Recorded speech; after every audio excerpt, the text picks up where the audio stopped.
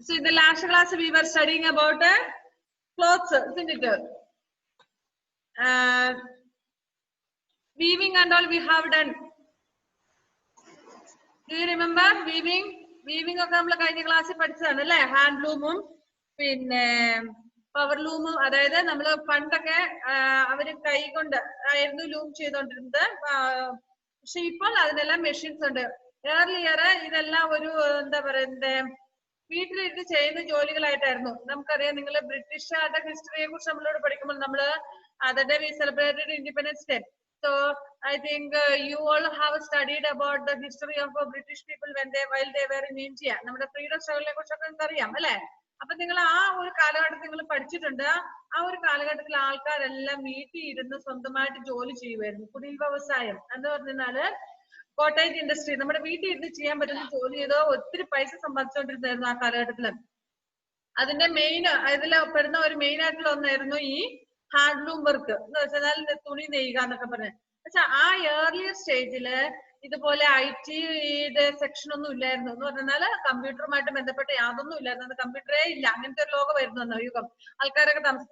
So they were just doing farming, agriculture and cottage industries like handloom industry, ഈ weaving and all, then making candles, പിന്നെന്താ പറയണ്ടേ, അങ്ങനെയുള്ള ഒരുപാട് ജോലികൾ വീട്ടിലിരുന്ന് ചെയ്യുകയായിരുന്നു അന്നത്തെ കാലത്ത്. അവര് വീട്ടിൽ എന്താന്ന് കോട്ടേജ് ഇൻഡസ്ട്രി മീൻസ് കുടിൽ വ്യവസായം എന്ന് പറയുന്നത്. കോട്ടേജ് എന്ന് പറഞ്ഞാൽ cottage means what, house.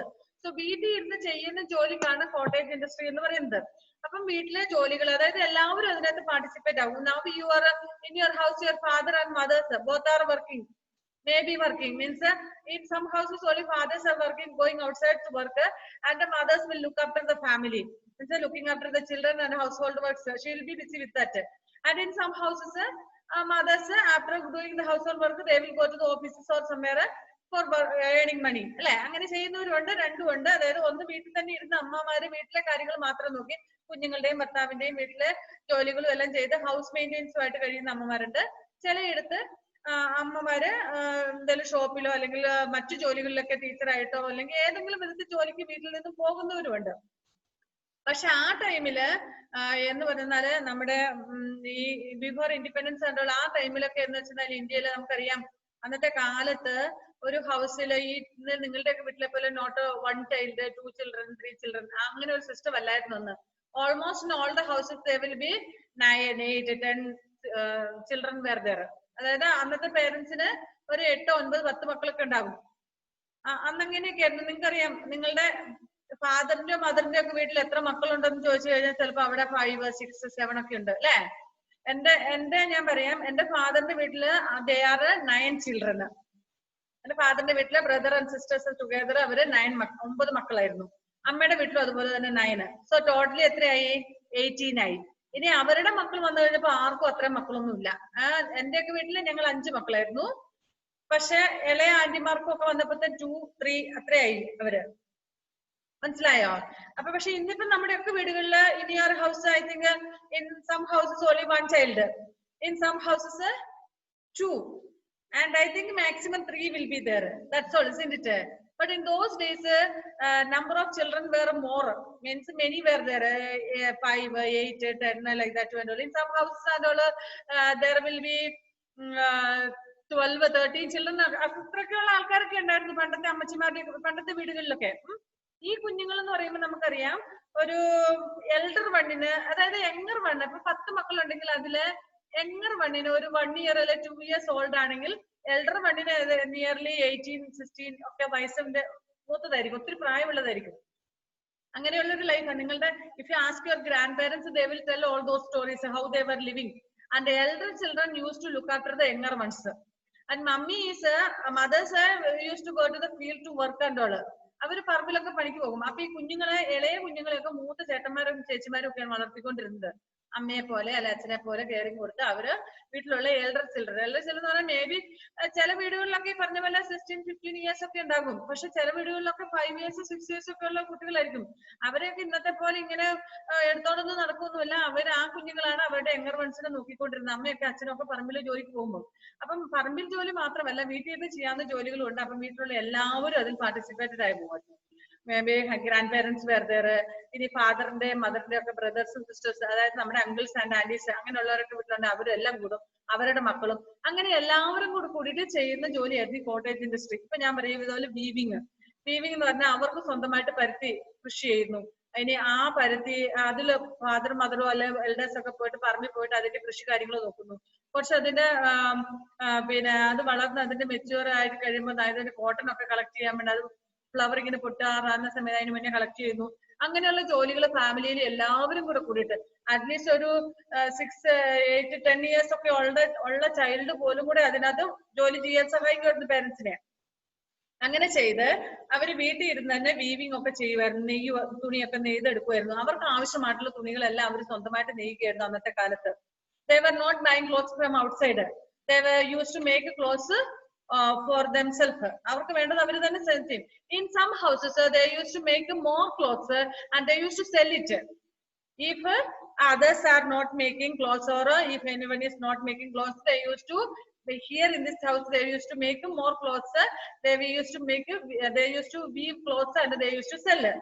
And what all things they do not have, they used to buy from others, and what do they had, they used to sell them. എന്ന് വെച്ചാൽ അന്നത്തെ കാലത്ത് ഈ കടയിലൊക്കെ പോയി വാങ്ങുന്നതിനേക്കാൾ കൂടുതൽ നമുക്ക് എന്തുണ്ടോ അത് നമ്മുടെ ആവശ്യത്തിന് ഉപയോഗിക്കുന്നു. The rest they used to sell.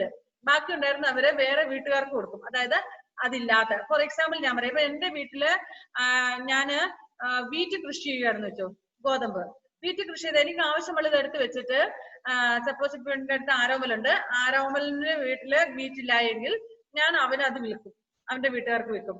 തിരിച്ച് അവന്റെ വീട്ടിൽ എന്താണോ എക്സ്ട്രാ ഉള്ളത് അത് എനിക്കില്ലാത്തതാണെങ്കിൽ ഞാൻ അവിടെ നിന്ന് വാങ്ങും. അങ്ങനെയൊക്കെ ഉള്ളൊരു എല്ലാം സെൽഫ് ഫിനാൻഷ്യൽ എന്ന് വെച്ചാൽ എല്ലാം അവര് സ്വന്തമായിട്ട് ഉണ്ടാക്കുന്നതായിരുന്നു. അത്യാവശ്യത്തിന് വേണ്ടതെല്ലാം തന്നെ സ്വന്തമായിട്ട് ഒരു ഫാമിലിയിൽ ഉണ്ടാക്കും. If they are not satisfied or not sufficient, they used to buy from others. That's all. അത്ര അങ്ങനെ എന്നാലും ഓൾമോസ്റ്റ് എല്ലാം തന്നെ വാങ്ങുമായിരുന്നു, എല്ലാം തന്നെ അവർ സ്വന്തം കൃഷി ചെയ്യുന്നു. അപ്പൊ ഇവിടെ ഈ കോട്ടേജ് ഇൻഡസ്ട്രിയിലെ ഈ ആൾക്കാർക്കൊക്കെ അമ്മമാർക്ക് അല്ലെങ്കിൽ എന്താ വെച്ചാൽ രാവിലെ എനിക്ക് ഇപ്പൊ നമുക്കറിയാം നിങ്ങളുടെ ആരെങ്കിലും പേരൻസ് ജോലിക്ക് പേജ് നമ്പർ 27. ഓക്കെ, സോ നിങ്ങളുടെ ആരെങ്കിലും നിങ്ങളുടെ എല്ലാം പേരൻസ് ഫാദേഴ്സ് മോസ്റ്റ്ലി എല്ലാവരും fathers are going out for work, any work, എന്തെങ്കിലുമൊക്കെ ജോലിക്ക് പോയിട്ടാണ് പൈസ ഉണ്ടാക്കൊണ്ട് വരുന്നത് അല്ലേ. അപ്പൊ നിങ്ങളുടെ ഫാദേഴ്സ് അങ്ങനെ പോകുന്നത് നമുക്കറിയാം. ഒരു ഏകദേശം മോർണിംഗ് ഒരു കൃത്യ ടൈം ഉണ്ട്, ഡെയിലി പോകുന്ന ഒരു ടൈം ഉണ്ട് അല്ലെ, ഒരു 8 o'clock അല്ലെ 7:30, 8:30 അങ്ങനെ പോകുന്ന ഒരു ടൈം ഉണ്ട്. ആ ടൈമിൽ അവർ പോകും. കറക്റ്റ് അവരുടെ ജോലിക്ക് തീരേണ്ട ഒരു ടൈം ഉണ്ട്. നമുക്ക് സ്കൂളിൽ വരുന്നത് നിങ്ങൾക്ക് അറിയാം, നിങ്ങൾ സ്കൂളിൽ വരാൻ ഒരു ടൈം ഉണ്ട് അല്ലെ, രാവിലെ നിങ്ങൾക്ക് എത്ര മണി നിങ്ങൾക്ക് അറിയാം.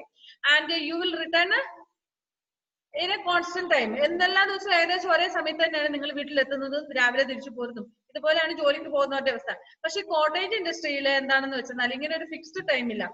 They will do all the householding works at home and they will manage all the things at home and then they will mingle in the job. എന്ന് വെച്ചാൽ അവർ വീട്ടിലുള്ള എല്ലാ ജോലികളും ചെയ്തതിന് ശേഷം അവര് പിന്നെ തുണി നെയ്യാനോ അല്ലെ വീട്ടിൽ ചെയ്യുന്ന കോട്ടേജ് ഇൻഡസ്ട്രിയിലേക്ക് മിങ്കിൾ ആകും. മനസ്സിലായോ? അത് ചിലപ്പോൾ some neighbours together they will sit and they will do. ചിലത് ഒരാളോ രണ്ടാളോ തന്നെ ചെയ്യാൻ പറ്റാത്ത ജോലികളാണെങ്കിൽ അടുത്തുള്ള ഒരു 3-4 വീട്ടിലെ ആൾക്കാർ ഒന്നിച്ചു കൂടിയിട്ട് ചെയ്യുമായിരുന്നു. അങ്ങനെയൊക്കെ ആയിരുന്നു കോട്ടേജ് ഇൻഡസ്ട്രിയിൽ ചെയ്തുകൊണ്ടിരുന്നത്. So they were at that time they were not using any machines. They used to do all those things by their hand. But nowadays we have machines to do all the works.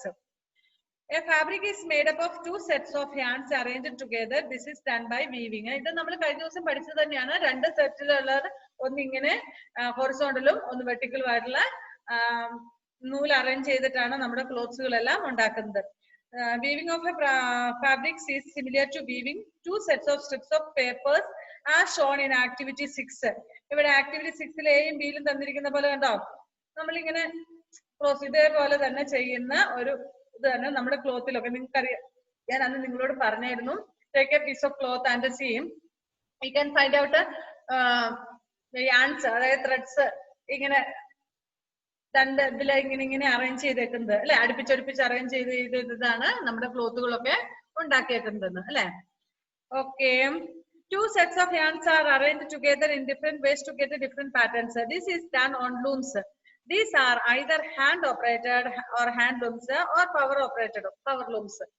ഇന്നിപ്പോ machine ഉപയോഗിച്ച് ചെയ്യുന്നുണ്ട്, അല്ലെങ്കിൽ നേരത്തെയൊക്കെ handloom ആയിട്ടായിരുന്നു ചെയ്തുകൊണ്ടിരുന്നത്. Cotton clothes, എന്തുകൊണ്ടാണ് നമ്മൾ cotton clothes summer സീസണിൽ ഉപയോഗിക്കുന്നത്? അതും പഠിച്ചതാണ് നമ്മള്. Cotton clothes is soft and let's air in. So cotton cloth soft ആണ് താനും, അതുപോലെ തന്നെ എയർ ഉള്ളിലേക്ക് വലിക്കുന്നതാണ്, കാറ്റ് കയറാൻ സഹായിക്കും. So if our body is hot, the cold air from outside or which the cloth absorb will help us to be cool. അതായത് നമ്മുടെ ബോഡി ചൂടായെങ്കിലും ക്ലൈമറ്റ് ചൂടാണെങ്കിൽ പോലും നമ്മൾ കോട്ടൺ ക്ലോത്ത് ധരിക്കുമ്പോൾ ഈ കോട്ടൺ ക്ലോത്തുകള് എയറിനെ ഉൾക്കൊള്ളുന്നത് കൊണ്ട് നമ്മുടെ ബോഡിക്ക് കൂൾനെസ് തരും, തണുപ്പ് തരും. അതുകൊണ്ടാണ് നമ്മൾ ധരിക്കുന്നത്. A cloth that lets air out is called as is said to breathe. The advantage of cotton cloth is that the sweat is absorbs, evaporates because of the air it breathes. അതായത് air അത് breath ഉള്ളിലേക്ക് എടുക്കുന്നത് കൊണ്ട്. എന്തും എല്ലാരും പുറത്ത് പോയിക്കൊണ്ടിരിക്കുന്നേ, class ടൈമിൽ എപ്പോഴും ഇങ്ങനെ ഇൻ ചെയ്തോണ്ടിരിക്കാന്ന് പറഞ്ഞാല്. Advantages of cotton cloth is that the sweat it absorbs, evaporates because of the air it breathes. ഈ കോട്ടൺ ക്ലോത്ത് ഉള്ളിലേക്ക് എടുക്കുന്ന എയർ കൊണ്ട് നമ്മുടെ ശരീരത്തിൽ ഉണ്ടാകുന്ന സ്വെറ്റ്സ് എല്ലാം എന്താകുന്നു, നമുക്ക് ചൂടാകാതെ അല്ലെങ്കിൽ ഇറിറ്റേഷൻ ആകാത്ത രീതിയിൽ നമ്മളെ ഹെൽപ്പ് ചെയ്യും. Cotton clothes are this results in the cooling down of the body. Cotton clothes are therefore comfortable to wear, especially in hot, humid weather. And denim, ഞാൻ നിങ്ങളെ കാണിച്ചു തന്നായിരുന്നു അല്ലെ, denim cloth, a type of durable cloth used to make jeans is made from cotton. അത് നിങ്ങളെ screen share ചെയ്ത് കാണിച്ചായിരുന്നു അല്ലെ. Next ഇതിന്റെ ഹിസ്റ്ററി എങ്ങനെയാണെന്ന് വെച്ചാൽ നമ്മൾ ക്ലോത്ത് ഉപയോഗിക്കാൻ തുടങ്ങിയത് എന്ന് മുതലാണെന്നൊക്കെ ഉള്ളതാണ്. Cotton has been used to make cloth, especially in areas with a tropical climate. Do you know what is the meaning of tropical climate? Tropical climate means when there is too hot. When means where there is too hot, and in some places when there is hot, it is too hot, and they will get rain also. നമുക്ക് കൂടുതൽ ചൂടും ഉണ്ടാകും, പക്ഷെ മഴയും കിട്ടും. ചില സ്ഥലങ്ങളിൽ only hot, ചൂട് മാത്രമേ ഉണ്ടാവുള്ളൂ, മഴയൊട്ടും ഉണ്ടാവുകയില്ല. ട്രോപ്പിക്കൽ ക്ലൈമറ്റില് സൺലൈറ്റ് നേരെ വീഴുന്നത് കൊണ്ട് നല്ല ചൂടുണ്ടാകും, പക്ഷെ നമുക്ക് നല്ല മഴയും കിട്ടും. അപ്പൊ ട്രോപ്പിക്കൽ ക്ലൈമറ്റ് ഉള്ള സ്ഥലങ്ങളിലാണ് കൂടുതൽ എല്ലാവരും കോട്ടൺ ക്ലോത്ത് ആണ് ധരിക്കുന്നത്. നമ്മളൊക്കെ കോട്ടൺ ക്ലോത്ത് ആണ് ധരിക്കുന്നത് അല്ലെ. കൂടുതലും നമ്മളിപ്പോ കടയിൽ പോയാൽ നമ്മൾ കോട്ടന്റെ ഷർട്ട് ഉണ്ടോ, കോട്ടന്റെ പാന്റ് ഉണ്ടോ, കോട്ടന്റെ കോട്ടൺ ക്ലോത്ത് ആണ് നമ്മൾ കൂടുതൽ റെഫർ ചെയ്യുന്നത്. കാരണം നമ്മുടെ ബോഡി ഹീറ്റ് ആകുന്നു, നമുക്കൊരു ക്ലൈമറ്റ് ചൂടുള്ളതാണ് കൂടുതൽ കാലവും. മഴക്കാലം കുറച്ച് നാളത്തേനേ ഉള്ളൂ അല്ലെ. ഈവൻ നമുക്കറിയാം when there is rain, soon after the rain is over, if sun rises, if sunlight is there, we may get humid. ചൂട് നമുക്ക് തോന്നും, പുകച്ചിലൊക്കെ തോന്നും. ഇപ്പൊ ഇന്നലെ തന്നെ മഴ കുറച്ച് പെയ്യുന്ന സമയത്ത് നമുക്ക് മഴ കഴിഞ്ഞ പാടെ നമുക്ക് ചൂട് തോന്നും. അതിപ്പം ട്രോപ്പിക്കൽ ക്ലൈമറ്റ് ആണ് നമുക്കുള്ളത്. Okay, cotton has been used to make cloth, especially in areas with the tropical climates, for thousands of years. Some historians are of the opinion that the Egyptians used cotton as early as 14,000 years ago. So historians പറയുന്നു nearly 14,000 years ago, Egypt people, they are called Egyptians. Egyptians were using cotton clothes. 14,000 വർഷങ്ങൾക്ക് before മുന്നേ തന്നെ Egyptians cotton cloth ഉപയോഗിക്കുന്നുണ്ടായിരുന്നു historical people പറയുന്നു. The earliest written reference to cotton is from India. അപ്പം എഴുതിയപ്പെട്ട രേഖകളിലൊക്കെ കാണുന്നത് ഏറ്റവും earlier cotton cloth ഉപയോഗിച്ചത് ഇന്ത്യയിലാണെന്നാണ്. And cotton has been grown in India for more than 33,000 years. ഏകദേശം 3000 വർഷങ്ങൾക്ക് മുന്നേ തന്നെ ഇന്ത്യയിൽ കോട്ടൺ പ്ലാന്റ് കൃഷി ചെയ്യുന്നുണ്ടായിരുന്നു. Okay, next we shall study about wool. From where do we get wool? Ashwin? Sheep. From sheep. We get wool from sheep. Okay.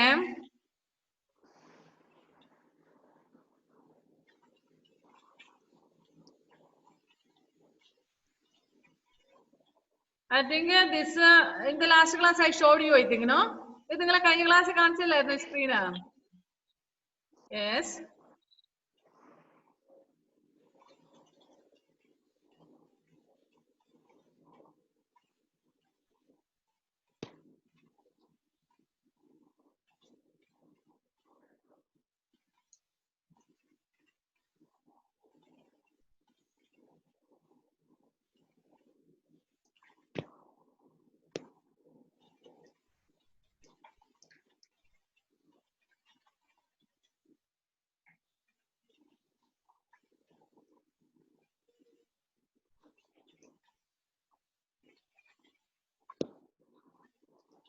Okay.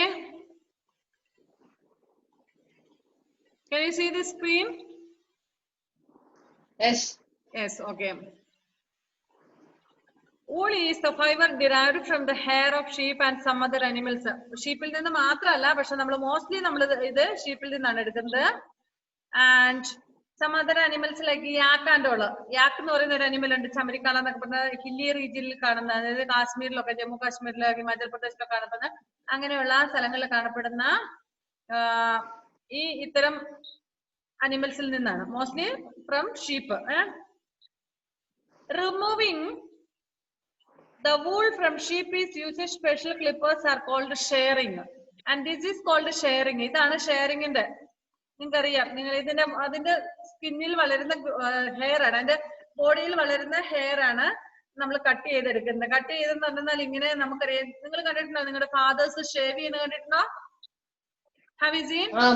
Yes, okay. Use ബ്ലേഡോ അല്ലെങ്കിൽ എന്താ പറയുന്നത്, അതിന് വേറൊരു സാധനത്തിന്റെ പേര് പറയല്ലോ, അതൊക്കെ ഉപയോഗിച്ച് ഇങ്ങനെ ഷേവ് ചെയ്യും അല്ലെ. വളരെ കെയർഫുൾ ആയിട്ടാണ് അത് ഷേവ് ചെയ്യുന്നത്, കാരണം അത് എവിടെയെങ്കിലും കൊണ്ടോ മുറിഞ്ഞൊക്കെ പോകും അല്ലെ. ഓക്കെ. ആൻഡ് ഇതേപോലെ തന്നെ ഒരു മെഷീൻ ഉപയോഗിച്ച് നമ്മുടെ ഷീപ്പിന്റെ ഈ ഹെയർ എല്ലാം റിമൂവ് ചെയ്യുന്ന പ്രോസസ്സിനാണ് ഷെയറിംഗ് എന്ന് പറയുന്നത്. Okay. Removing the wool from the sheep is known as shearing. I will share a video. This is in picture കാണുമ്പോൾ നിങ്ങൾക്ക് മനസ്സിലാവും അല്ലേ? Okay.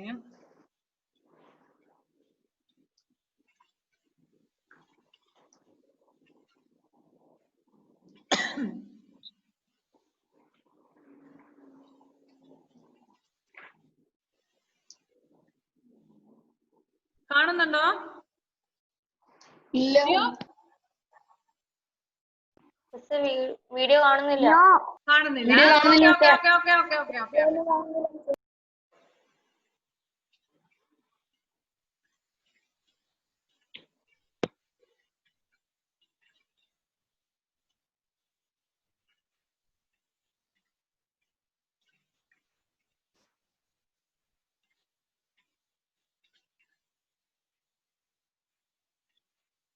ഹലീമയൊക്കെ എന്താ ഏത് നേരം പോകുന്നത്?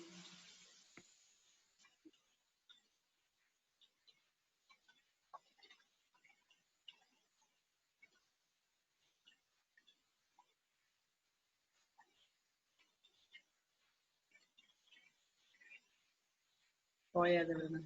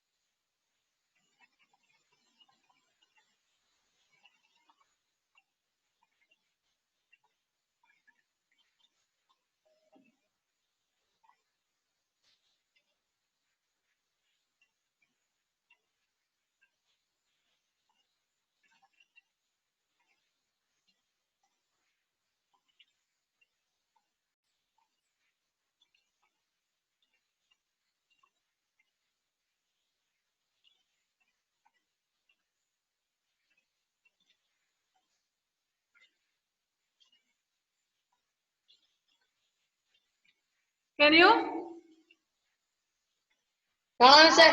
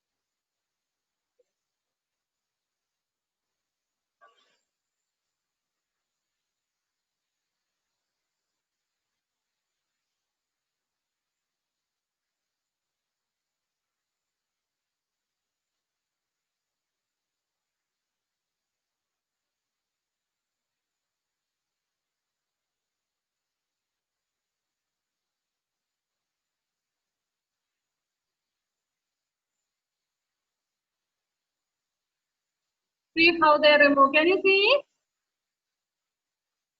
Vishnu, can you see? Justus, can you see? കാണാം മിസ്സേ. Okay, okay, okay. Yes, So miss. this procedure is, കേക്കുന്നില്ല. eh?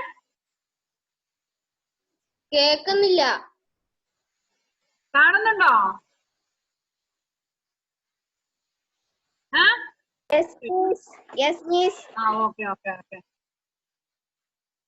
ഏതിന്റെ ഷീപ്പിന്റെ മൂന്ന് മിസ് എടുക്കുന്നതാണ്? പറയുന്നൊന്നും കേക്കുന്നില്ല. അവര് പറയുന്നത് നിങ്ങൾക്ക് മനസ്സിലാകൂല. Just see the procedure. Okay മിസ്സേ സെക്കയ്യാ കാണുന്നേ. പക്ഷെ എല്ലാവർക്കും സ്റ്റക്ക് ആയിട്ട് തന്നെ കാണുന്നത്. അത് മിസ് ഇതാക്കിക്കൊണ്ടിരിക്കുന്നോണ്ടാന്ന് തോന്നുന്നു. സ്പീഡില് മിസ് ആക്കിക്കൊണ്ടിരിക്കുന്നോണ്ടാണ്. അല്ലല്ല, ഫുൾ ടൈം എനിക്ക് കാണിച്ചില്ല. അതായത് 4-5 മിനിറ്റ് ഉണ്ട്. നിങ്ങളിപ്പോ കണ്ടല്ലോ എങ്ങനെയാണ് അതിന്റെ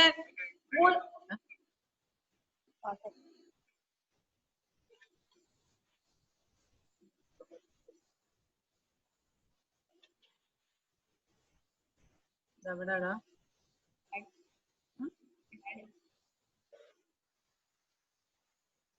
അങ്ങനെ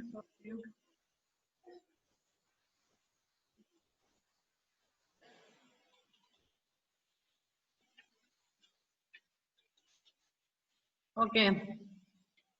ആരായിരുന്നു കാണുന്നില്ല കേൾക്കുന്നില്ല എന്നൊക്കെ പറഞ്ഞ ആള്? നിജാദ. മോന് സാരയില്ല, ഇത് കേൾക്കാൻ അത്രേ ഉള്ളു. അവര് പറയുന്നൊന്നും നമുക്ക് അങ്ങനെ നിങ്ങൾക്ക് മനസ്സിലാകില്ല. എനിവേ നിങ്ങൾ കണ്ടല്ലോ ഹൗ ടു ഷെയർ. ആ ഷെയറിംഗ് നടത്തുന്നത് എങ്ങനെയാന്ന്, അതായത് നിങ്ങളുടെ ഫാദറൊക്കെ ഷെയർ ചെയ്യുന്ന നിങ്ങൾ കണ്ടിട്ടില്ലേ? ലൈക്ക് ദ സെയിം വേ ഇത് ചെയ്തിട്ട് they will take the wool. Miss പറയുന്നത് കേൾക്കുന്നില്ല. Okay, after sharing, the wool is packed in balls and transported to the mills. Here it is cleaned and then combed by a machine, separated and spun into fiber. This fiber is then woven and knitted to make woolen clothes.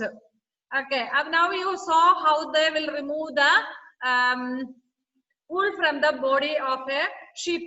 And after that, it is taken to the mill. അതിനുശേഷം ഇത് മില്ലിലേക്ക് കൊണ്ടുപോകും. Ashwine, what is going on, Ashwin? Okay. After that, it is taken to the mill, and there it is nicely it is washed. നല്ലപോലെ soap water ഉപയോഗിച്ച് ഒരു machine എടുത്തിട്ട് നല്ലപോലെ many times they will wash, because we know that ഈ sheep എല്ലാ ദിവസവും കുളിക്കുന്നുണ്ടോ? നമ്മളെപ്പോലെ സോപ്പൊക്കെ ഉപയോഗിച്ച് ഷാമ്പൂ ഒക്കെ ഇട്ട് കുളിക്കുന്നുണ്ടോ? No, it is not taking bath and all. It is almost all the time it will lie in the soil, isn't it? മണ്ണിലൊക്കെ കിടക്കുമ്പോ ഒക്കെ ചെയ്യുന്ന വൃത്തി എങ്ങനെയില്ല.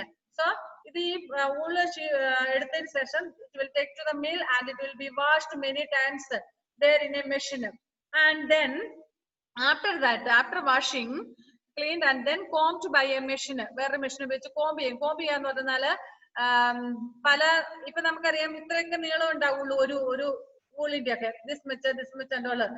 അപ്പൊ നമുക്ക് അങ്ങനെ അതുകൊണ്ട് അതെല്ലാം കൂടെ ഒന്നിച്ച് വെച്ച് ഒരു മെഷീനിൽ വെച്ച് ക്ലീൻ ചെയ്ത് കോംബ് ചെയ്യും, ഒന്നിച്ച് ഇതാക്കും. Next then here it is cleaned, then combed by a machine, separated and spun into fiber.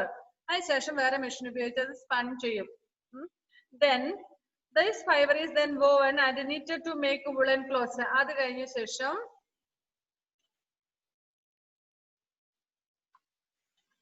knitting. നിങ്ങൾ ഇങ്ങനെ ചെയ്യുന്ന കണ്ടിട്ടുണ്ടോ മക്കളെ? ഈ ഒരു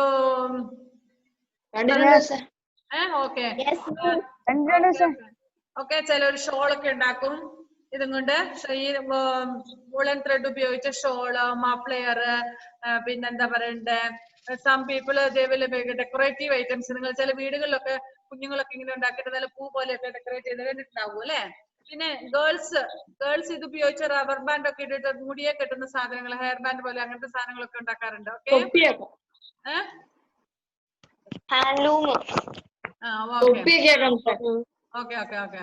അങ്ങനെയൊക്കെ ഉണ്ടാക്കുന്നുണ്ടല്ലോ. That is known as a knitting. The knitting and weaving are different. In knitting, a single yarn is used to make a cloth or fabric, but in weaving, 2 sets of yarns are used. Knitting may be done by hand or by machine. So knitting means doing by hand with this, and only one thread is used. നമ്മളിപ്പോ ഞാൻ പറഞ്ഞ muffler ഒക്കെ ഉണ്ടാക്കുന്നുണ്ട്, ഞാനൊക്കെ ഉണ്ടാക്കാറുണ്ടായിരുന്നു. അതിങ്ങനെ ഒറ്റ നൂല് ഉപയോഗിച്ച് തന്നെ ഉണ്ടാക്കുക. അത് തീരുമ്പോൾ വേറെ നൂല് അതിന്റെ കൂടുതൽ ഇട്ടിട്ടുണ്ടാക്കും.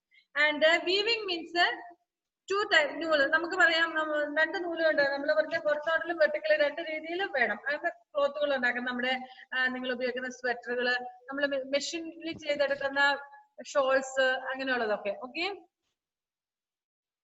But in weaving, two sets of yarns are used. Knitting may be done by hand, or sometimes they will use machines if they are doing in large quantity. If some people they will do by hand.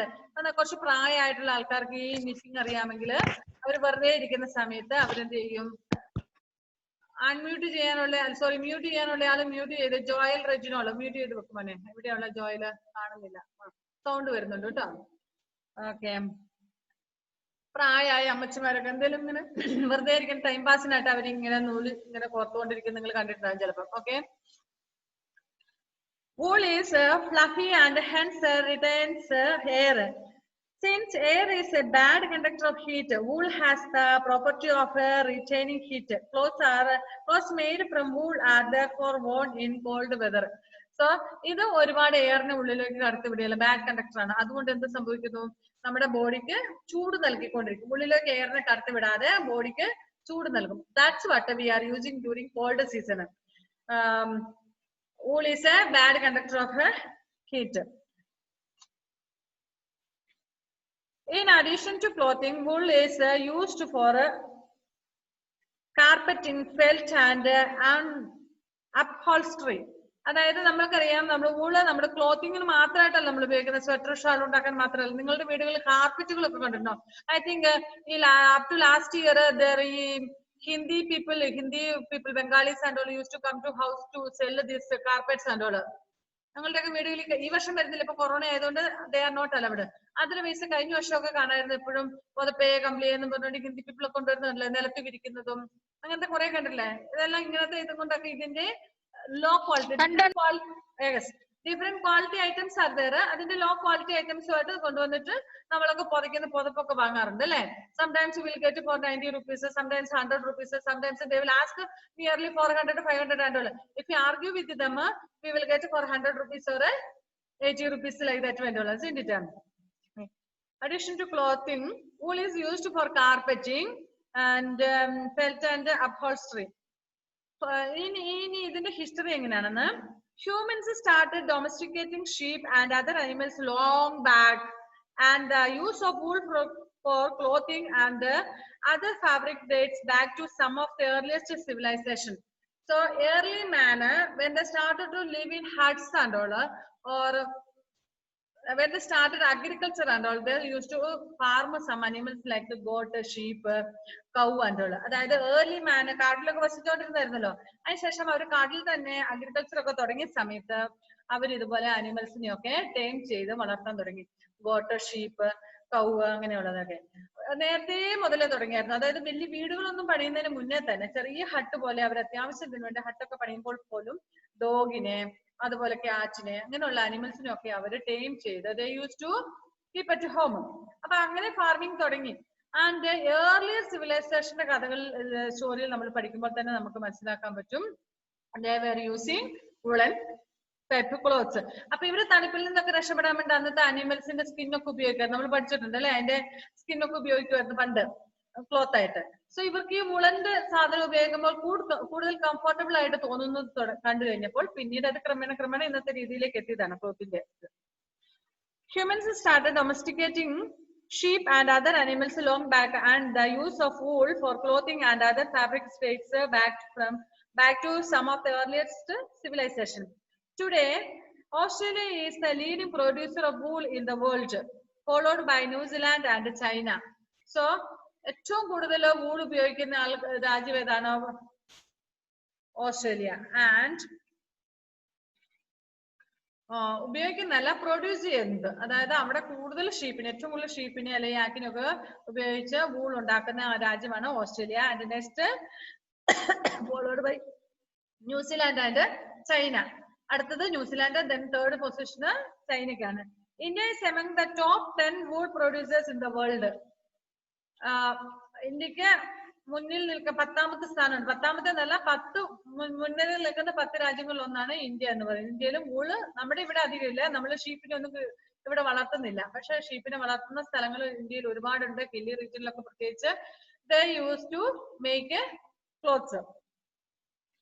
Next, സിൽക്കിനെ കുറിച്ചാണ്. I think time is only 5 more minutes. I'll share a screen.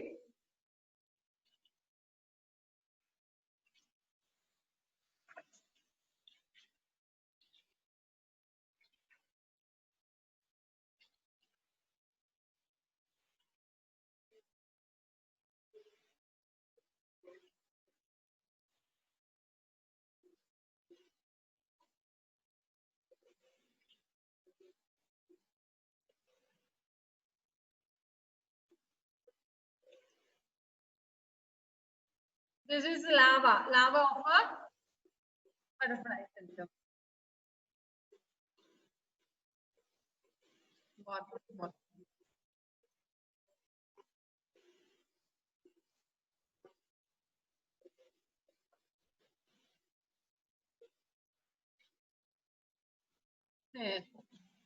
ഇത് ബട്ടർഫ്ലൈയുടെ egg. Not this much big, small one ആണ്, ചെറുതാണ് കേട്ടോ. പക്ഷെ ഇവിടെ നമുക്ക് വലുതായിട്ട് കാണിക്കുന്നു.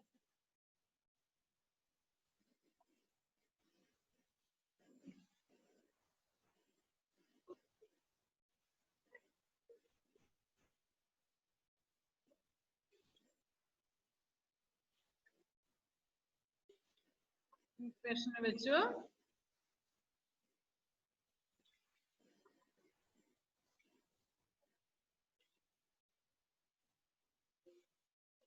അതിന് ചെറിയ ആ മുട്ട വിരിഞ്ഞിട്ട് ചെറിയ പ്യൂപ്പ ഉണ്ടാകും, ചെറിയത്.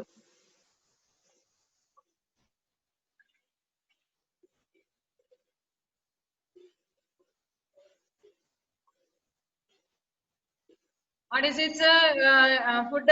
Mulberry leaves.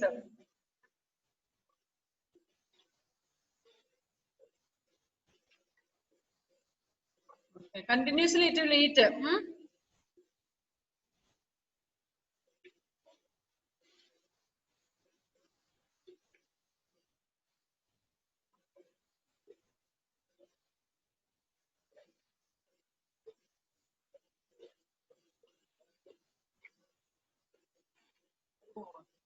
ഇങ്ങനെ ഇരിക്കുമ്പോ ഇതിനെ പറഞ്ഞു വരുന്നത് കൊക്കൂൺ.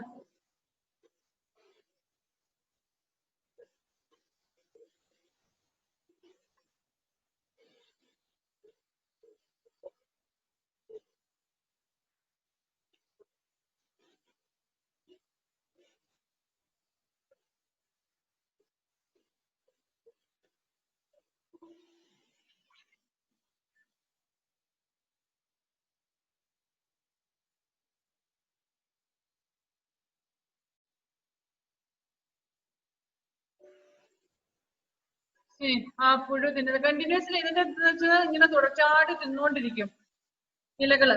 ഈ മൾബറി ലീവ്സ് ആണ് ഏറ്റവും കൂടുതൽ ഇഷ്ടം. Other leaves also it will eat. But silk വാംസിന് കൂടുതൽ ഏറ്റവും ഇഷ്ടമുള്ള ഫുഡ് എന്ന് പറഞ്ഞാൽ ഇതാണ്. അതിങ്ങനെ നമ്മൾ വേദിതുണ്ട്. അതിന് ശേഷം സംഭവിക്കുന്നത് ഇത് മുഴുവൻ ആണെങ്കിൽ സമയം എടുക്കും. നമുക്ക് കുറച്ച് സമയം ബാക്കിയുള്ളൂ. 9th day 10th day എന്നൊക്കെ കണ്ടു. ഇതെന്താ? How fastly it won't sleep at all. Continuously it will be eating and all.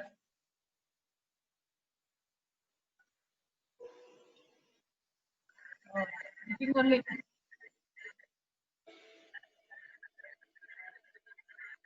അതിനുശേഷം അതിന്റെ ബോഡിയിൽ നിന്നും ആ സിൽക്ക് ത്രെഡ് വന്ന് അതിന്റെ ഉള്ളിൽ ഇതാവുന്നത്.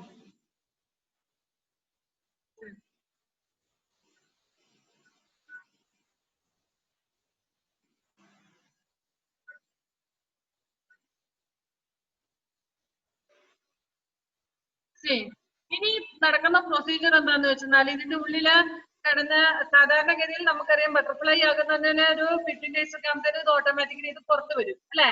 അതിന് അത് ബട്ടർഫ്ലൈ ആയിട്ട് പോകുമ്പോൾ ഈ കൂടെ അവിടെ വെറുതെ കിടക്കുകയാണ് ചെയ്യുന്നത്. പക്ഷെ സെറികൾച്ചർ ചെയ്യുന്ന ആൾക്കാർ എന്താന്ന് വെച്ചാൽ they will take this to the factory.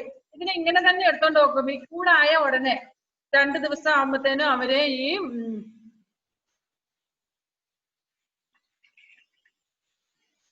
ഇവര് ഇങ്ങനെ തന്നെ ഇവരെടുത്തിട്ട് പോകും. എന്നിട്ട് ഇതിനെ അവിടെ കൊണ്ടുപോയിട്ട് ചൂടുവെള്ളത്തിലിടും. നല്ല ചൂടുള്ള വെള്ളത്തിലിട്ടിട്ട് ഈ പ്യൂപ്പേനെ എല്ലാം കൊന്നു കളയും. അതിന്റെ ഉള്ളിൽ ആ ചൂട് കയറുമ്പോഴത്തേന് അതെല്ലാം ചത്തുപോകും.